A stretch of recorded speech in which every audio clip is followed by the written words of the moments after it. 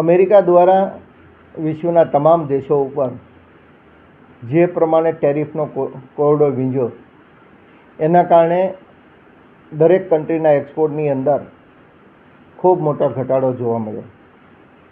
લોકોની product 50% tariff એટલે જે કંઈ $1 મળતી હોય $1.5 મળે. આના કારણે એક્સપોર્ટની અંદર પણ ઘટાડો જોવા મળ્યો. ખાસ કરીને ભારતના યશસ્વી વડાપ્રધાન શ્રી નરેન્દ્રભાઈ મોદીએ આ જે કંઈ મુશ્કેલીઓ ઊભી થાય એનો સામના કરવા માટે દુનિયાના અલગ અલગ દેશો સાથે ફ્રી ટ્રેડ એગ્રીમેન્ટો ચાલુ કર્યા. એમાં હમણાં જ ભારત સરકારે યુનાઇટેડ કિંગડમ સાથે ફ્રી ટ્રેડ એગ્રીમેન્ટ કર્યા. આવતા મહિનાની 15 તારીખથી આનું અમલી થશે. ખાસ કરીને હું જેમ્સ એન્ડ જ્વેલરી સેક્ટરની વાત કરું તો યુકે સાથે આપણું ડાયરેક્ટ એક્સપોર્ટ જે કંઈ આપણે એક્સપોર્ટ કરીએ છીએ એના 3% વાઇઝ આપણે 3% યુકેની અંદર ડાયરેક્ટ એક્સપોર્ટ થતું હોય છે.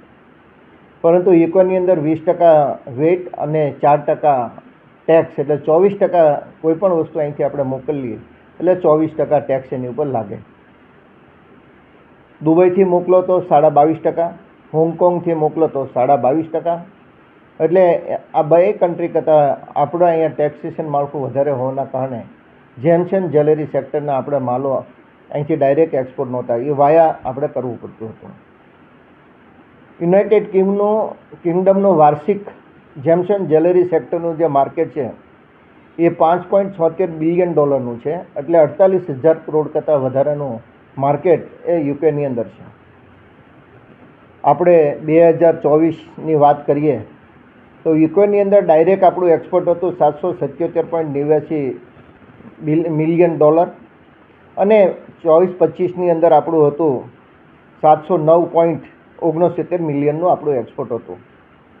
પરંતુ આ ટેક્સેશન ઝીરો થતાં હું ચોક્કસ આપણે અત્યારે અનુમાન કરી શકીએ છીએ કે આવતા વર્ષોની અંદર આ એક્સપોર્ટ વધીને $2.5 બિલિયન થશે.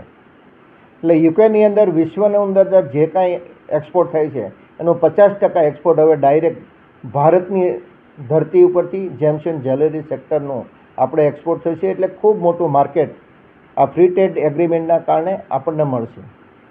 ડાયમંડ ઇન્ડસ્ટ્રીને આના કારણે ચોક્કસ ફાયદો થશે. અમેરિકાની અંદર જે કંઈ આપણને ઘટ છે એ ઘટની પૂરક તરીકે યુનાઇટેડ કિંગડમ આપણને આમાં સહાયરૂપ થશે.